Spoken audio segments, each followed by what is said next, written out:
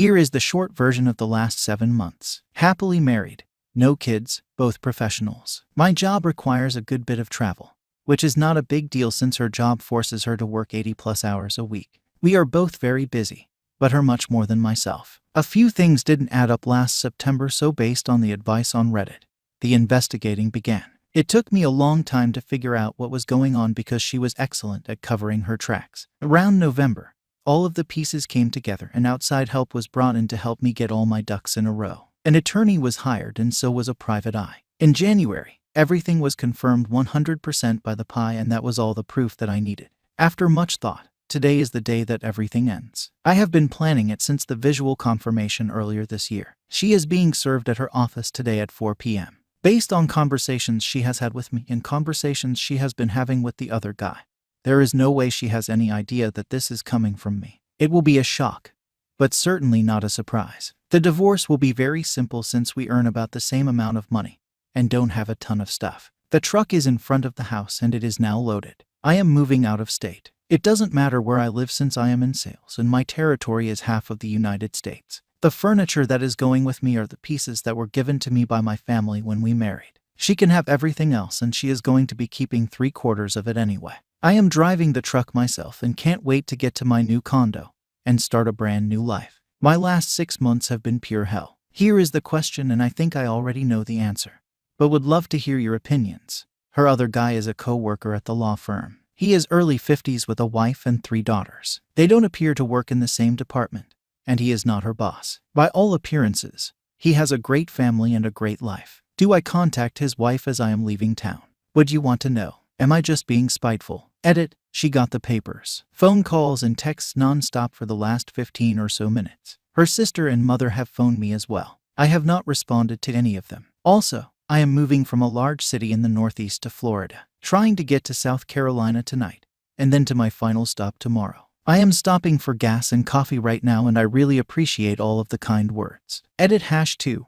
I am still on the road, but getting closer to my new home. Last night was very interesting. I did not speak with her or text her. I did speak on the phone with my mother and her sister. My words were very careful and thought out to her sister, as I would expect her to hang up the phone with me and tell her everything. Talking to my mom was not easy. It is a humiliating situation to discuss with your family. My mom gave me 100% support and is coming to visit me next weekend at my new place. Moms are the best. I will get settled in and update everything in a couple of days. I have decided to not contact the boyfriend's wife. I could change my mind down the road, but for now, no contact with her is planned. Looking forward to starting new. Wife 44 female cheated. I 45 male filed for divorce when I found out, and she tried to kill herself on New Year's Eve. The STBXW and I were together for over 25 years, 22 of those married. Prior to this, there were no infidelities or large problems. We have 4 children, a pair of twins, boy and girl 20 years old, a son that's 19, and our youngest daughter is 15. I filed for divorce mid-December and had her move out of our home and back with her parents. Got a lot of voicemail left and emails and even handwritten letters about how sorry she is about what she's done. But I never replied in any way. When it finally dawned on her I was really going through this and there was nothing she could do to stop it, she attempted suicide. In all likelihood, she would have died had her parents not stayed at home to keep an eye on her. From what I've been told, she tried to overdose on pills, but no one knows where she got them in the first place. Her infidelity apparently became fully physical only recently, but even before that she was emotionally cheating for at least a few months before that. I don't care to find out how long, since it wouldn't really help me in any way. Since it was a married man with whom she had the affair, I'd notified his wife, so he's getting divorced too. Add to that, they're co-workers, which is how they met in the first place, and I assume they used work time to start the affair. For those that are going to ask, how did you find out? The answer is I didn't. Our son and daughter, the twins, did. They saw their mother kissing with the other man in public. The place in question isn't somewhere where any of us usually pass through, and then they proceeded to inform me. I started digging around and found more than enough evidence of a prolonged affair. I don't have many deal breakers and believe that marriage is something that's a continuous work in progress. You have to do your part to keep it alive and well. But cheating is something that I absolutely will not overlook or forgive. To cheat is to take a shit on all the time you spent together, to take a dump on your shared lives. It's nothing more than selfishness, and cruelty. I'm just telling you so you can understand me a bit better. Maybe, but that's a really, really reaching maybe. I could have tried to look past this if it had been a one-time thing and she immediately came to me, contrite and remorseful. But she wasn't. I mean, she only started sobbing and bawling once she got caught, and that to me is utterly worthless. It's easy to cry once your shit is put into the spotlight.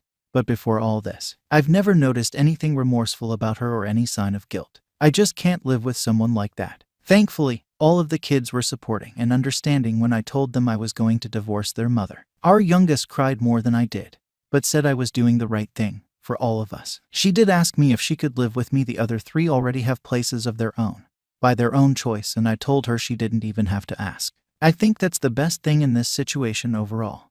Just having the kids there showing me not all of those years being with my wife were a waste. Whatever she's like now, I can at least be grateful for our children, if nothing else. I love them more than anything. Unfortunately, nearly everyone we know, barring the friends who were my friends before they became the families, are trying to get me to stop the divorce and talk to her, go into counseling or some other nonsense. More so after the suicide attempt. Needless to say, all those people are on my shit list and I've cut all forms of communication with them. Sadly, that includes the in-laws, whom I've really loved before all this happened, since I'm an orphan myself and saw them as the family I never had. They tried getting to me through their grandkids, which has soured them on visiting their grandparents in the near future. The kids tell me they love them, but they just can't be around them at this time because they're being so overbearing. They've also chosen to distance themselves from their mother, though they're still in touch obviously. I'm in therapy myself, going through some counseling because for all that's happened I feel nothing. When I look back at finding out about all this,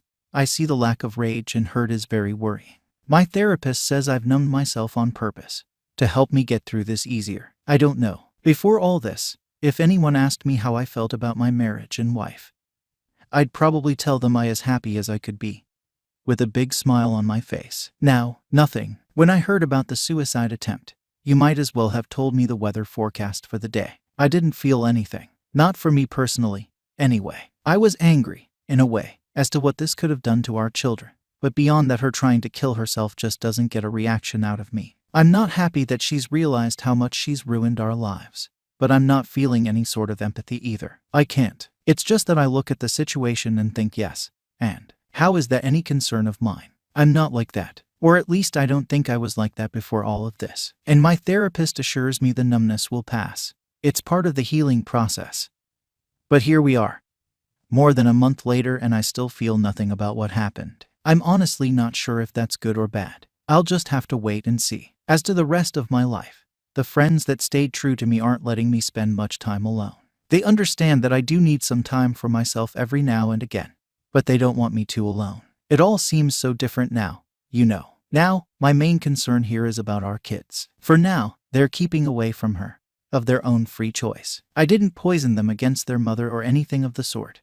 They just don't want to talk to her much at all. Our youngest has been hit the hardest by her mother's infidelity, and I've been thinking of maybe having her go for some therapy too, if we can't resolve this on our own. This is what really bothers me about the whole thing, that our children reacted so severely to their mother's infidelity. I'd be lying if I said I wasn't glad that they did react negatively to it, because it goes to show that they understand that adultery is no small matter, and that it can, like it has for us, destroy marriages and families. But I'm worried about long term. Will they get over this? Will they eventually form a tangible relationship with their mother? Will they heal? If any of you folks have been in any situation as similar as ours, please share your experiences.